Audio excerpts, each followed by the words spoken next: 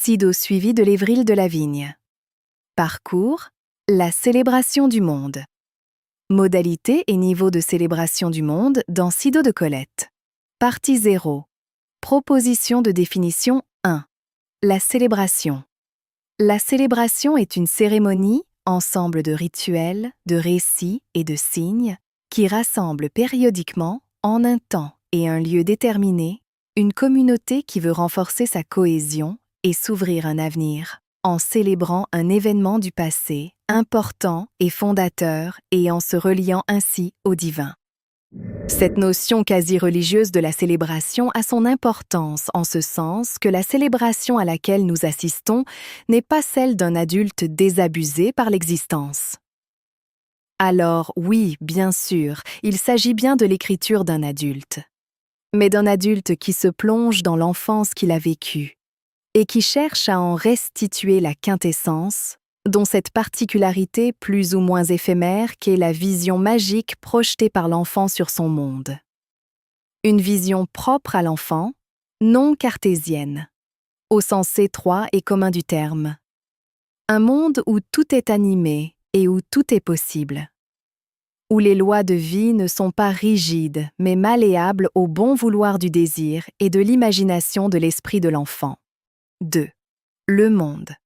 Du latin mundus, la silhouette, lui-même dérivé du grec cosmos, le ordre, le harmonie. Enfin, on donne au terme monde un sens tout à fait général lorsqu'on l'emploie pour désigner soit l'ensemble de la nature, soit même l'ensemble de la réalité. Depuis la révolution galiléenne qui en repousse les limites de manière indéfinie, le monde désigne l'univers compris lui-même, soit comme l'enveloppe, soit comme la collection de tout ce qui existe. Le terme « monde » désigne également la subjectivité individuelle, sens que l'on retrouve dans l'expression « vivre dans son monde ». On désigne ainsi la manière dont chacun perçoit et conçoit sa vie, son entourage. Cette antiphrase « vivre dans son monde » signale qu'une minuscule partie est prise illusoirement pour le tout, faute d'une vision plus large. Le monde comme objet littéraire. Le monde, puisqu'il inclut le tout, le cosmos, tout ce qui est, c'est forcément un concept que l'écrivain va rencontrer. En effet, le monde est cette notion qui inclut tout ce qui est. Qu'importe le sujet que l'écrivain choisira, ce sujet sera forcément lié au monde, inclus au monde. Le monde, pour un écrivain, est quelque chose qu'il ne peut pas éviter. Pourquoi c'est important? Parce que Colette, elle célèbre moins le monde que son monde. Colette nous fait entrer dans son monde. Lié à son expérience autobiographique et ce matériau autobiographique étant retravaillé pour ainsi dire au travers de filtres poétiques et fictifs, il évolue vers le concept littéraire d'autofiction. Mais le point à retenir, c'est le caractère personnel de l'écriture littéraire, qui oscille chez Colette entre réalisme et lyrisme, le lyrisme étant l'exaltation des sentiments personnels tout en privilégiant une certaine expression poétique, ce qui aboutit à une sensation de chant. Cette dimension de chant est constitutive du lyrisme. Colette chante ainsi son enfance, chante la nature, chante son entourage, en particulier sa mère. Pourquoi célébrer le monde? Qu'est-ce que cela signifie? Célébrer la beauté, le cosmos. La vie confère ce qui précède. Mais l'expérience du monde est aussi composée d'épreuves. Comment donc célébrer le monde lorsque ce dernier s'assombrit? Et dans l'Évril de la Vigne, il y a des notes plus sombres par rapport à Sido. Donc, c'est une question problématique auquel il faudra apporter une réponse, surtout dans notre lecture d'Évril de la Vigne. Comment célébrer le monde? C'est aussi s'interroger sur le moyen littéraire de cette célébration. Moyen esthétique, stylistique. Comment Colette s'y prend-elle pour le célébrer? Écriture lyrique, poétique, un zeste de réalisme, etc. Colette, en célébrant le monde, ne se contente pas seulement de le célébrer. Par l'acte littéraire, elle crée un monde, encore plus qu'elle ne le célèbre. Un monde de complicité entre elle et ses lecteurs où ses souvenirs, ses expériences sont fixés dans l'éternité. 3. Le vitalisme.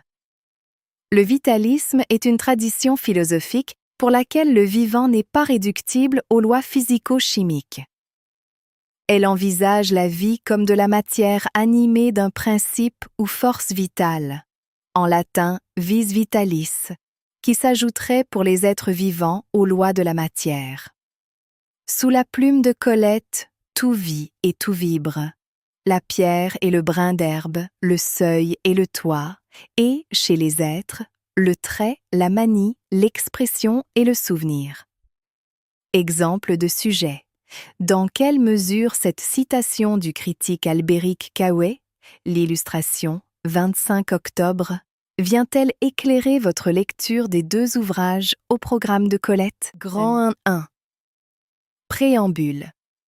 Les vrilles de la vigne éclairent le sens de Sido.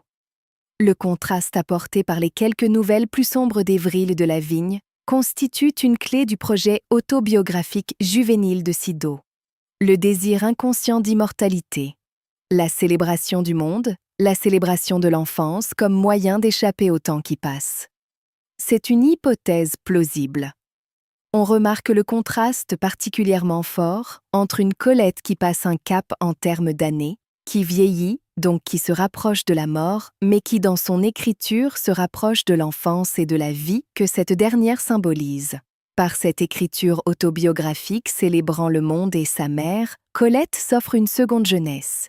Il s'agit de graver dans le marbre de l'écriture et donc d'une certaine façon dans l'éternité, ce qui a été éphémère. L'autobiographie est donc par définition un projet vitaliste, puisqu'elle a pour effet d'allonger en un certain sens la durée de vie du vivant. L'autobiographie consiste en effet en une préservation, pour ne pas dire une capture durable du monde réel, dans le monde de l'écriture. L'homme laisse une empreinte qui traverse les siècles à travers l'art, cela peut aussi être vrai pour une entreprise. L'être humain meurt, mais son héritage, ses créations demeurent. Le souvenir inerte reprend ainsi la forme frémissante de l'instant gorgé de vie, en vertu d'un processus quasi-alchimique de l'écriture autobiographique. Les souvenirs du passé, on les remet dans le présent de l'écriture, dans le présent de l'action, le présent de la vie.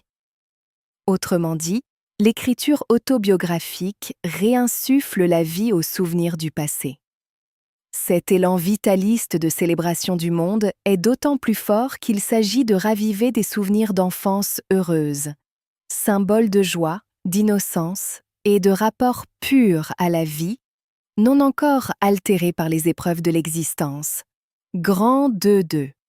Cœur du sujet et synthèse Sido constituent donc une triple célébration du monde. Premièrement, une célébration du monde dans ce sens autobiographique de l'écriture. On célèbre ses souvenirs et on leur donne une seconde vie.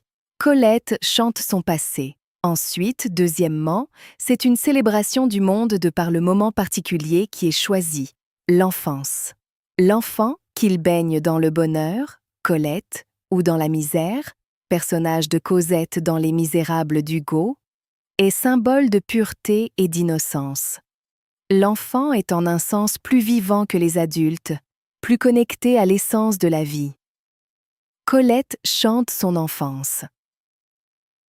L'enfant est neuf par rapport à la vie, c'est un âge auquel on concède un degré de vitalité très élevé, et puis, chaque année qui passe nous rapproche logiquement de la mort, un adulte est plus proche de la mort, et donc plus loin de la vie qu'un enfant, et un enfant est plus loin de la mort, et donc plus proche de la vie qu'un adulte.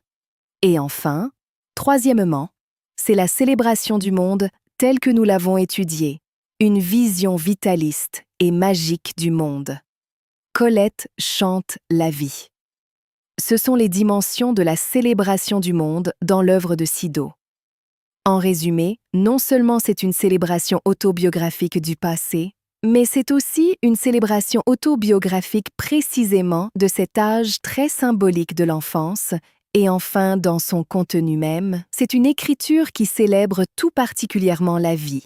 Ce dernier aspect est l'aspect le plus évident. Mais nous sommes allés plus loin dans notre réflexion en mettant au jour, en révélant l'aspect célébratif intrinsèque/inhérent en lui-même de l'autobiographie, célébrer le passé, et de surcroît de ce projet autobiographique particulier de Colette qui porte spécifiquement sur l'enfance, célébrer le passé de l'enfance en particulier. Sido, la figure maternelle, la mère est une figure clé. La mère est la source de la vie sur le plan biologique. Il n'est donc pas étonnant qu'elle soit le personnage central, avec Colette, de Sido.